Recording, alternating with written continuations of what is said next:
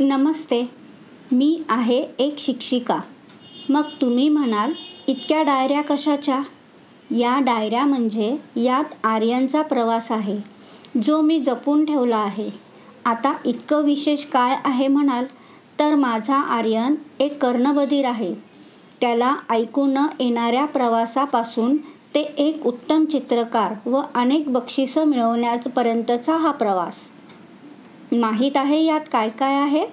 यात आर्यनने काढलेली पहिली रेष, त्याने काढलेले पहिले चित्र, पहिल्यांदा दाखवलेले शरीराचे अवयव, पहिल्यांदा उच्चारलेला पाल हा शब्द, त्याच्या आयुष्यातील पहिला रिझल्ट, पहिल्यांदा हाताने खाल्लेला वरण भात, स्वतः हाताने घातलेले कपडे व त्याच्यासोबत जगलेले माझे अनेक क्षण.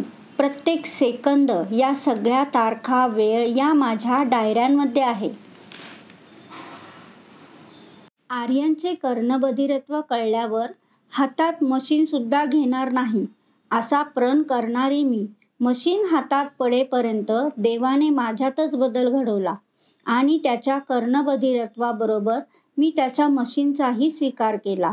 आर्यन 2.5-3 वर्षाचा असताना स्कूटीवर समोर उभं करून त्याला व माझ्या कमरेला ओढणी बांधून हा प्रवास चालू केला.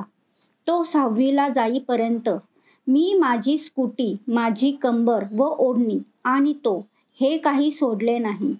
हळूहळू त्याने ओढणी सोडली व अचानक असा इतका मोठा झाला की उंचीने पण तो वाढला. आता तर मलाच मान वर करून पाहावं लागतं त्याच्याकडे. तसंच माझी देखील मान कशी उंच होईल याकडे तो बघत असतो, कारण तो आता उत्तम चित्र काढतो.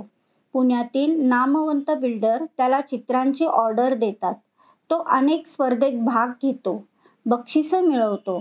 इलेमेंटरी, इंटरमिजिएट यासारख्या परीक्षेत A ग्रेडने पास होतो.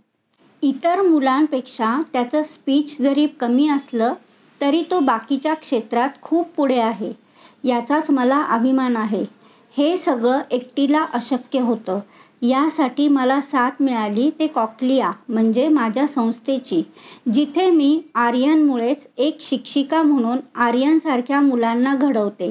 हे कार्य माझ्याकडून घडवायला आर्यनच कारणीभूत आहे.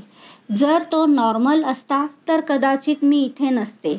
तो स्पेशल झाला म्हणून त्याने मला देखील स्पेशलच बनवले. मला त्याचा खूप अभिमान आहे. कॉकलिया संस्थेने आर्यनला एक चित्रकार घडवण्यासाठी खूप मोठी मदत केली. त्याला हवे ते मटेरियल देऊन त्याची ती छोटी छोटी स्वप्न पूर्ण केली.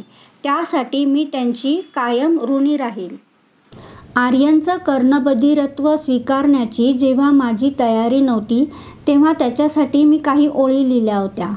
त्या अशा होत्या की, आठवणार आहे मात्र पॅक पॅक आवाज करणारे पायातील ते बूट, पण चालताना आणि पडल्यावर म्हणणारे ते बाबा चल उठ.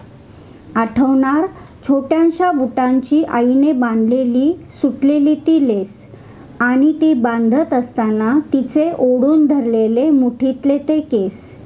आठवणार फक्त शाळेत गेल्यावर ताईचे ते बोल, ऐक ऐक म्हणत शिकविलेला तो गोल.